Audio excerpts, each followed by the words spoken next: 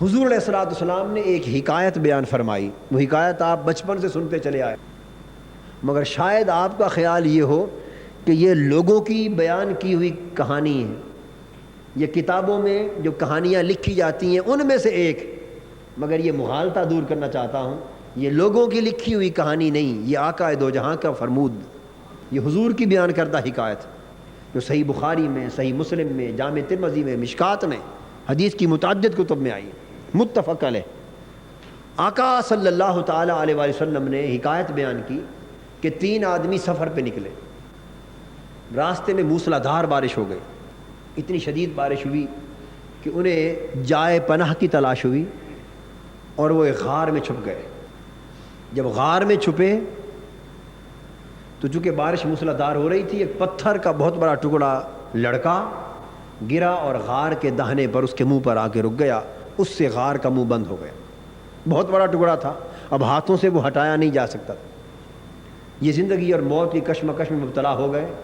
نہ کسی کو دکھائی دے، نہ باہر آواز جانے کا امکان، پھر جنگل، پہاڑوں میں، غار میں پھنس گئے، دروازہ اس کا منہ بند ہو گیا پتھر سے۔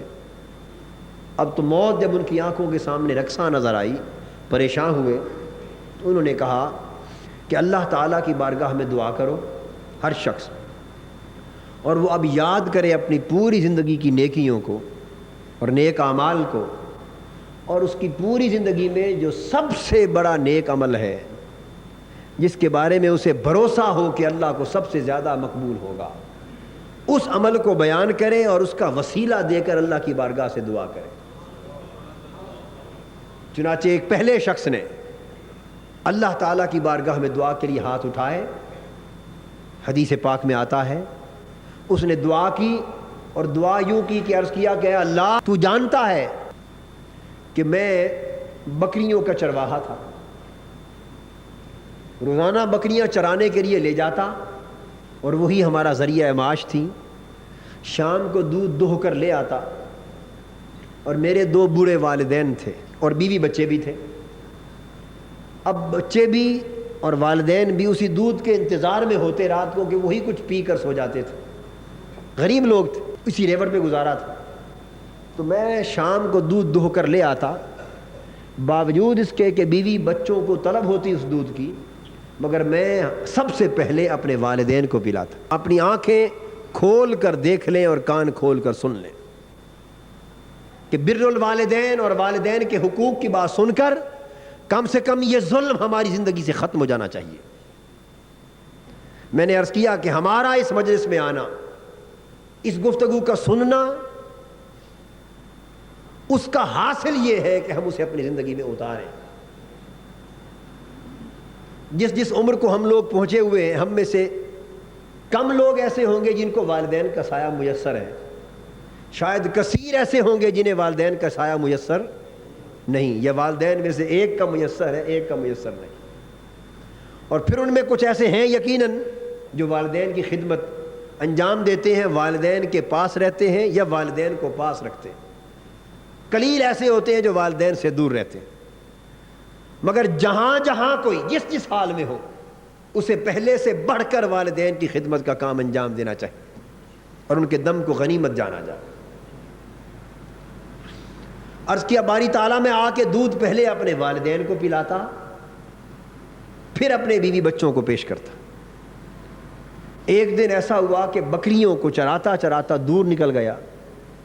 اور جب دودھ دوہ کے واپس آیا تو رات دیر ہو گئی تھی، بچے بھی بھوک سے بلخ رہے تھے اور والدین بھی انتظار کرتے کرتے سو گئے تھے، بوڑھے والدین۔ میں دودھ دوہ کے آیا، بیوی بچے منتظر تھے کہ والدین تو سو گئے ہیں، کم سے کم ہم بھوک سے جاگ رہے ہیں، ہمیں دودھ دیا جائے، مگر میں ان کی طرف نہ گیا۔ میں دودھ کے پیالے بھر کے اپنے والدین کی خدمت میں آیا، ان کی چارپائیوں کے پاس آ کر کھڑا ہو گیا اور دیکھا کہ وہ سو رہے ہیں۔ اب میں نے انہیں جگانا بھی مناسب نہ سمجھا کہ ضعیف العمر ہے، جگانے سے بے آرام ہوں گے، نیند میں خلل واقع ہوگا، اور واپس ہٹ کے جانا بھی مناسب نہ سمجھا کہ ممکن ہے جاگ پڑے اور پوچھ لیں بیٹا آیا نہیں ہے دودھ لے کر، اور یہ خیال کر کے کہ دودھ لے کر آ گیا ہے اور اولاد کو پہلے پلا رہا ہے، ممکن ہے دل میں بوجھ آ جائے۔ باری تعالیٰ تو گواہ ہے کہ میں ساری رات دودھ لے کر ان کے سرانے کھڑا رہا، وہ ساری رات سوئے رہے،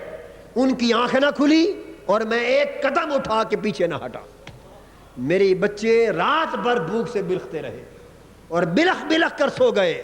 مگر میں نے اپنے بچوں کو والدین سے پہلے دودھ پیش کرنا گوارا نہ کیا، اور ساری رات تیری رضا کے لیے والدین کے سرانے کھڑا رہا۔ یہ واقعہ بیان کر کے اس شخص نے عرض کیا، میرے اللہ اگر میرا یہ عمل تجھے قبول ہے اور تو اس سے راضی ہے تو اس پتھر کو ہمارے غار کے منہ سے ہٹا دے۔ بس والدین کی خدمت کے عمل کا وسیلہ دے کر اللہ کی بارگاہ میں عرض کرنے کی دیر تھی، اچانک پتھر میں حرکت ہوئی، جنبش ہوئی، اور وہ سرک کر تھوڑا سا ایک طرف ہو گیا، غار کے منہ سے ہٹ گیا۔ پھر باقی دو دوستوں نے بھی اپنے اپنے واقعات اسی طرح کے جو ان کی زندگی میں سب سے بڑھ کر نیکی کے پیش آئے تھے بیان کیے، اور ان کا وسیلہ دے کر دعا کی۔ حدیث پاک میں آتا ہے کہ پتھر نے غار کا منہ چھوڑ دیا۔ تو جب پتھر کو اللہ پاک نے اتنا حیا عطا کیا، ان نیکیوں کا اتنا حیا عطا کیا، تو اندازہ کر لیں کہ اللہ کی رحمت کے حیا کا عالم کیا ہوگا۔ اللہ کے بندوں پر، مخلوق پر جو والدین کی خدمت اس طرح بجا لا۔